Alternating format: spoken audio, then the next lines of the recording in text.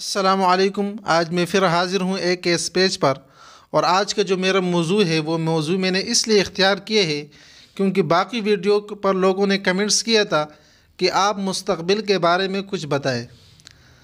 اس متعلق اللہ تبارک و تعالیٰ یہ فرما رہے ہیں وَمِنْهُمْ مَنْ يَقُولُ رَبَّنَا آتِنَا فِي الدُّنْيَا حَسَنَةً وَفِي الْآخِرَةِ حَسَنَةً وَقِنَا عَذَابَ النَّارِ۔ یہ آیت میں نے آپ حضرات کے سامنے پیش کی ہے، اور سب سے پہلے یہ بات سمجھے کہ مستقبل میں ہمارا دو چیزوں سے تعلق ہے، ایک دنیا ہے اور ایک آخرت ہے۔ دنیا سے بھی ہم انکار نہیں کر سکتے اور آخرت سے بھی انکار نہیں کر سکتے۔ اگر کوئی آدمی دنیا کے اسباب اور دنیا سے انکار کرنے والا ہے تو اس کو بھی لوگ بیوقوف کہیں گے، اور جو آخرت سے انکار کرنے والا ہے وہ تو منکر ہے اور وہ اسلام سے خارج ہے۔ لیکن سب سے پہلی بات یہ ہے کہ دنیا میں اللہ تبارک و تعالیٰ نے ہمارے ساتھ جتنے اسباب جوڑے ہیں وہ ہمارے لیے انتہائی ضروری ہے، اور اس اسباب کو اختیار کرنا بھی ہمارے لیے ضروری ہے۔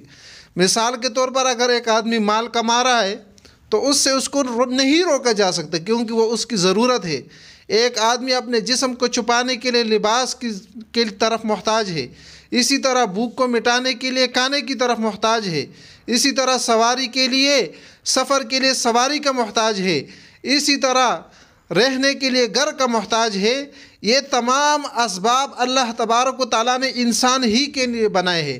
اب اس سے انکار نہیں کیا جا سکتا کہ ایک آدمی یہ کہے کہ بھئی گھر ضروری نہیں ہے، خوراک ضروری نہیں ہے، سواری سفر کے لیے ضروری نہیں ہے، لباس بدن چھپانے کے لیے ضروری نہیں ہے، اور جہالت سے نکلنے کے لیے علم ضروری نہیں ہے۔ یہ تمام وہی آدمی بات کر سکے گا جو ایک بیوقوف ہو، جو دین اسلام سے واقف نہ ہو۔ حالانکہ اسلام تو ہمیں ان چیزوں سے روکتا نہیں ہے، لیکن اس چیز کی ایک حد ہے۔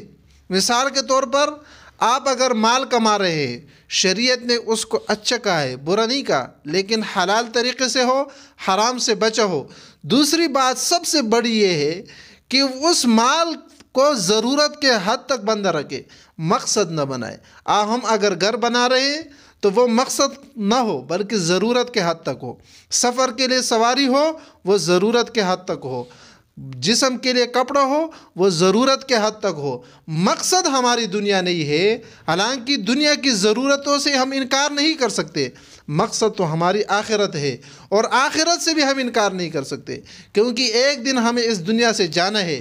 اس دنیا کا عزت بھی عارضی ہے، اس دنیا کا عہدہ بھی عارضی ہے، اس دنیا کا مال بھی عارضی ہے، اس دنیا کا اولاد بھی عارضی ہے، اور اس دنیا کا جتنے بھی چیزیں ہیں یہ سب کے سب عارضی ہے، اور دونوں کے لیے ہم نے کوشش کرنا ہے۔ اور دیکھو اللہ تبارک و تعالیٰ نے قرآن مجید میں مؤمنین کی ایک اچھی صفت فرمائی ہے کہ وَمِنْهُمْ مَنْ يَقُولُ رَبَّنَا آتِنَا فِي الدُّنْيَا حَسَنَةً وَفِي الْآخِرَةِ حَسَنَةً، کہ لوگوں میں سے بعض لوگ جو مؤمنین ہیں وہ یہ کہتے ہیں کہ اے اللہ ہمیں دنیا میں بھی اچھائی دے دے اور آخرت میں بھی اچھائی دے دے، یعنی دنیا میں بھی ہماری ضرورتوں کو پورا کر دے اور آخرت میں بھی ہماری ضرورتوں کو پورا کر دے۔ لیکن دنیا ضرورت کے حد تک ہے اور آخرت مقصد کے حد تک ہے۔ ابھی بیوقوف آدمی وہ ہوگا جو مقصد کے لیے ضرورت کو اپنا مقصد بنائے اور مقصد کو ضرورت بنائے۔ جو چیز مقصد ہی ہے اس کے لیے زیادہ کوشش کرنا چاہیے، جیسے کہ حدیث پاک میں آتا ہے یتبع المیت ثلاثۃ اہلہ ومالہ وعملہ فیرجع اثنان ویبقى واحد یرجع اہلہ ومالہ ویبقى عملہ۔